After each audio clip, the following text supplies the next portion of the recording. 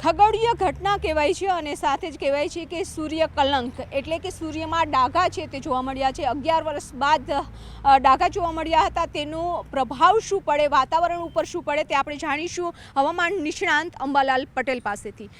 કાકા, જે સૂર્યમાં ડાઘા જોવા મળ્યા છે, શું એની અસર છે, તેનો પ્રભાવ છે તે રહેતો હોય છે? સૂર્યમાં ડાઘા જોવા મળ્યા છે એ સૂર્યમાંથી ફાટ ખેડવામાંથી જે જ્વાલા બહાર નીકળે છે તે છે।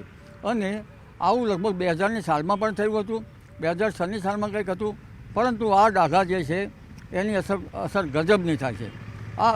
આની અસર પેસિફિક મહાસાગર ઉપર થતી હોય છે અને લગભગ સ્ટોર્મ પણ બનતા હોય છે। અને આ સ્ટોર્મ છે એ ઘણીવાર ભયાનક સ્ટોર્મ બનતા હોય છે।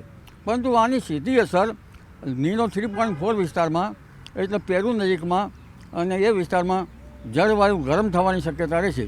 અને આ જળવાયુ ગરમ થાય તો અલ નીનોની ધાસ્તી રહે છે। એટલે આ અલ નીનો સૂર્યમાં હમણાં કલંકો જણાયા છે તેના કારણે બનવાની શક્યતા જણાઈ રહી છે। જો તેની અસર શું થશે તો વૈજ્ઞાનિકો જ કહે છે। પણ સૂર્ય જે છે એમાં 11 વર્ષે જે કલંકો જણાય છે અને આ કલંકોની અસર વિશ્વ પર મોસમ પર જબરદસ્ત પરિવર્તન લાવતી હોય છે।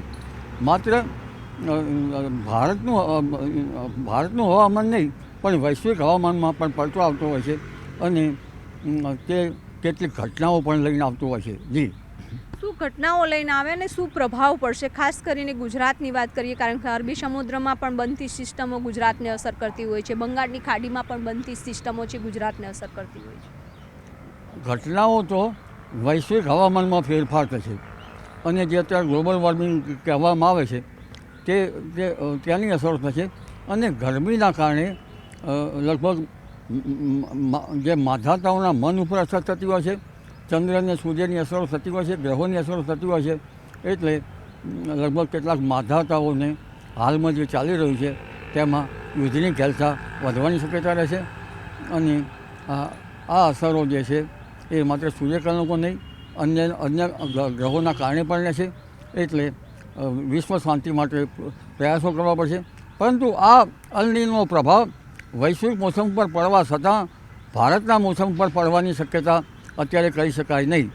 કારણ કે ભારતમાં જો ઇન્ડિયન ઓશન ડાયપોલ સાનુકૂળ રહે તો ભલે અલ નીનો હોય તોય ચોમાસું સારું થવાની શક્યતા રહેતી હોય છે। અન્ય બીજા કારણો જોઈએ તો આ વખતે 75 વરસાદ પણ સારો થવાની શક્યતા રહેશે। પણ અલ નીનોની અસરના કારણે ખંડ વચ્ચે કોઈ ભાગમાં થવાની શક્યતા રહેશે।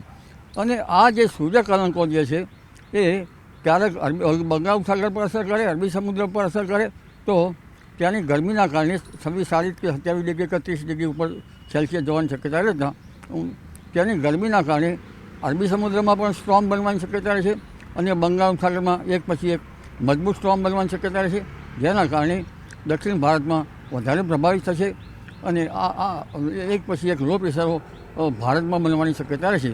આ લો પ્રેશરના કારણે પણ ગુજરાતનું ચોમાસું સારું રહી શકે। તો આ હતા અંબાલાલ પટેલ અને તેઓએ કહ્યું છે કે સૂર્ય કલંક જે જોવા મળે છે તે સમયે વિશ્વના વાતાવરણ ઉપર છે તે પ્રભાવ પડતો હોય છે, તેની અસર છે તે થતી હોય છે। કેમેરામેન પ્રકાશ દેસાઈ સાથે વિભુ પટેલ, ન્યૂઝ 18 ગુજરાતી, ગાંધીનગર।